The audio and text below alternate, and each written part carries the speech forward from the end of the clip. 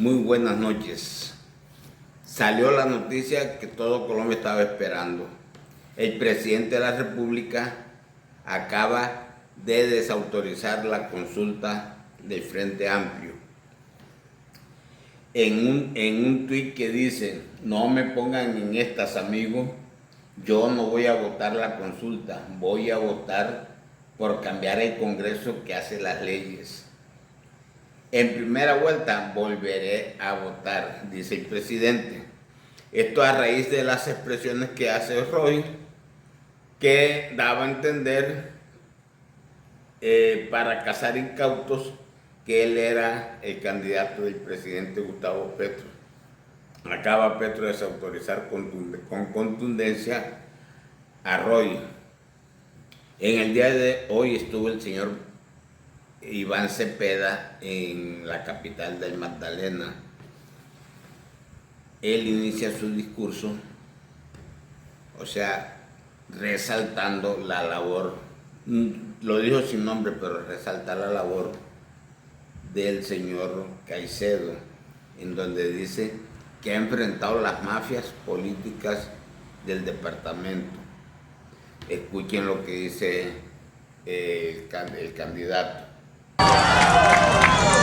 Queridas compañeras y queridos compañeros, saludo a Santa Marta y al departamento del Magdalena, zonas del país en las que el pueblo organizado y movilizado ha sabido siempre enfrentar la injusticia social, trabajar por la democracia y derrotar una y otra vez a las casas tradicionales, politiqueras y mafiosas de este departamento.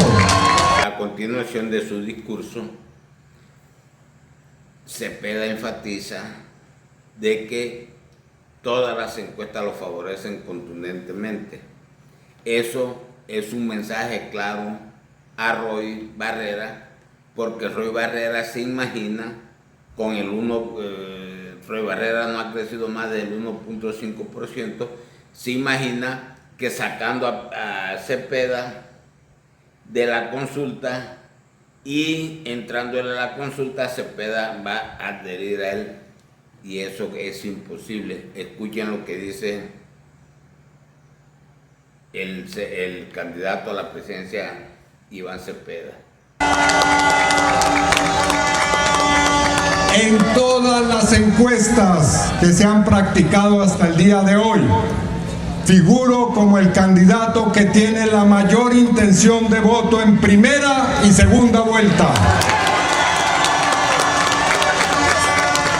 El pacto aparece como el partido político con el que se identifican más colombianos, y el presidente Petro, con una imagen favorable que oscila, pero que va en todo caso más allá del 40%. La gente quiere en los territorios a nuestro presidente Gustavo Petro.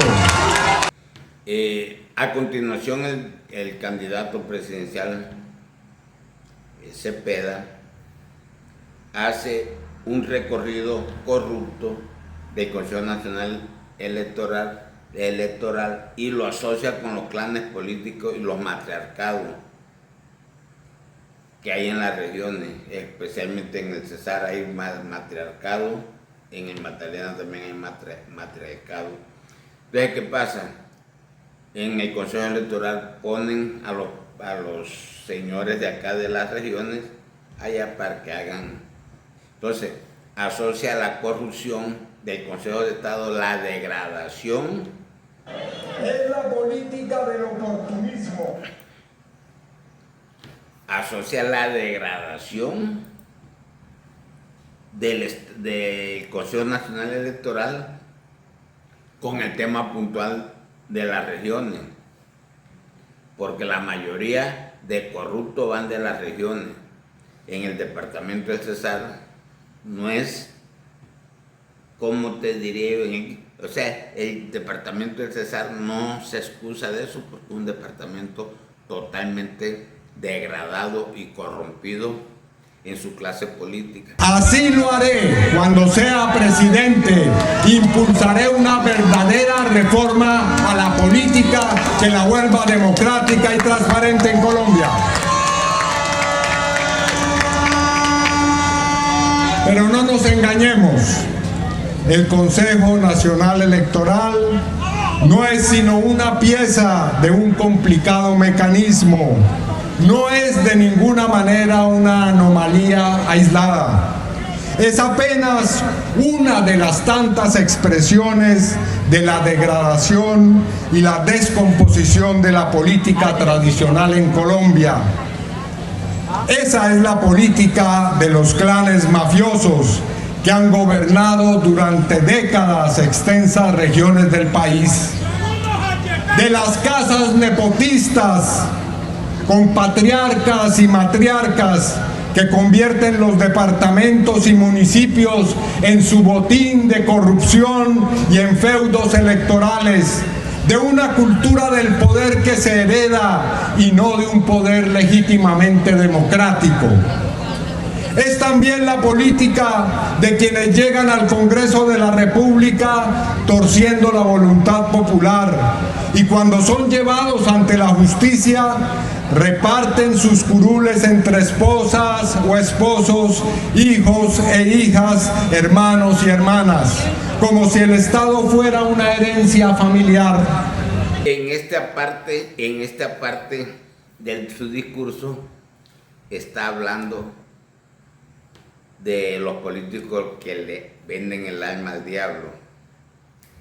Aquí está pasando lo mismo. Ovelio Jiménez le vendió el alma a los étnicos, le vendió el alma a Pecuello y a una cantidad de personas. El señor Leonardo Hernández le vendió el alma a Didier Lobo, a los étnicos, incluso a la clase política corrupta de Valledupar. Mario Machado ya le vendió el alma a Didier Lobo, ya le vendió el alma a los étnicos y ya le vendió el alma a Pecuello. Entonces, él en esta parte hace una relación casi que relojera, o sea, parece que estuviera arreglando el relojito y nos habla de la corrupción en las regiones. Y eso es lo que el pacto histórico en el departamento de Cesar calla. Está callando la corrupción político-administrativa. Entonces, está tocando, porque es que los políticos corruptos están metiendo en el paquete de Cámara y Senado el tema del alcalde.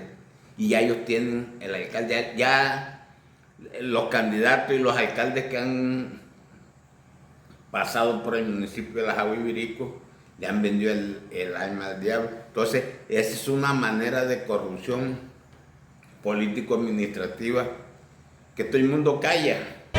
Es la política del oportunismo, sin principios, de quienes están siempre listos a negociar su alma con el diablo o a servir de intermediarios del diablo para negociar otras almas, como ocurre tan frecuentemente en Colombia. De los politiqueros que solo saben servir a los poderosos de turno, sean nacionales o extranjeros. Es la política de la traición cotidiana al pueblo, del robo, del saqueo, de la violencia, de la impunidad. Es la corrupción elevada a sistema político.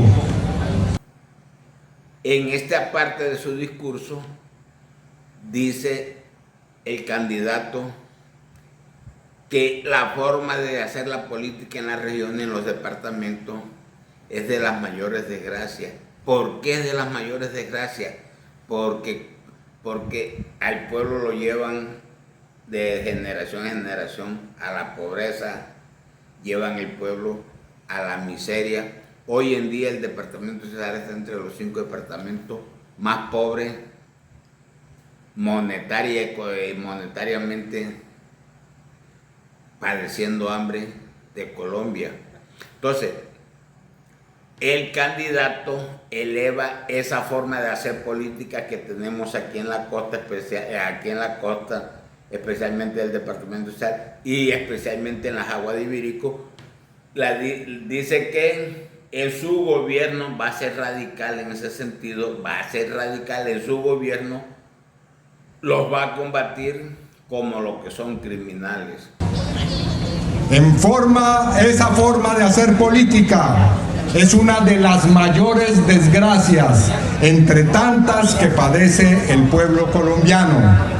Y quiero decirlo aquí con claridad ante ustedes, con toda certeza: en mi gobierno, quienes hagan la política de esa forma serán combatidos sin miramientos y tratados como lo que son, auténticos criminales. Gracias por escuchar muchísimas gracias por mirar este video y denme un like ahí siquiera, de chévere.